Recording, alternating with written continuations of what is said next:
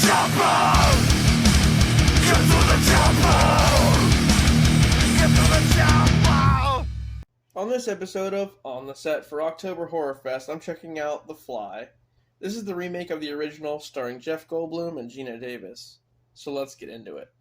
Seth Brundle is an eccentric scientist who's working on a state-of-the-art teleportation device.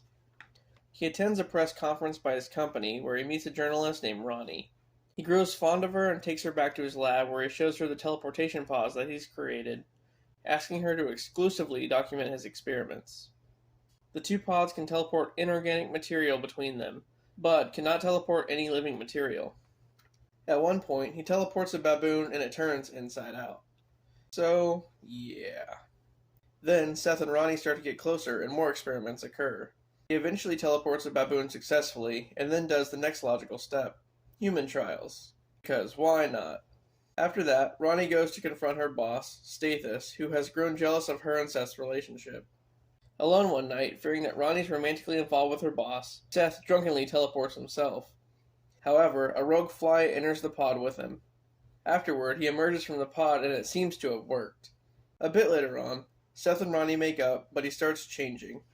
He starts craving sugar, and his strength and agility have both increased past human levels. Also, as his sanity starts to go, Ronnie becomes concerned. After a while, Seth starts to get sores on him that these strange hairs start growing from. But when Ronnie voices her concerns about it, he just gets more aggressive towards her. Well, someone's in denial, I guess. He then tries to talk Ronnie into teleporting herself, believing it to be a good thing to do. And after she refuses, he goes to a bar and partakes in an arm wrestling match against a buff guy, and completely breaks the dude's arm. After that crazy shit, he meets a girl and takes her home, intending on talking her into teleporting herself. But just as it's about to happen, Ronnie shows up and stops her. As his body continues to fall apart, Seth starts to realize that something may have gone wrong with the experiment. I wonder what gave you that idea. Also, it's something Ronnie's been trying to tell him for quite a while. Anyway, as he reruns the experiment, he finds out that a fly got into the pod with him, and that the computer fused their DNA together, causing Seth to become a human-fly hybrid. Well, shit. Due to his mind deteriorating, Seth starts to think that this is actually a good thing, and even starts to develop more fly traits, like a corrosive enzyme that he pukes up onto food. Yummy! With the last of his human intelligence, Seth has a plan to fuse his body with another human to dilute the fly DNA in his body. Around this time, Ronnie finds out that she's pregnant with Seth's baby and has a nightmare about giving birth to a maggot. Oh, what the fuck, man.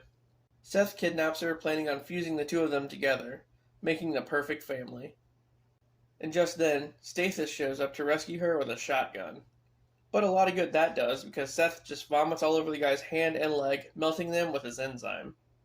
After a brief tussle with Ronnie, Seth finally sheds his human skin to become a giant fly creature.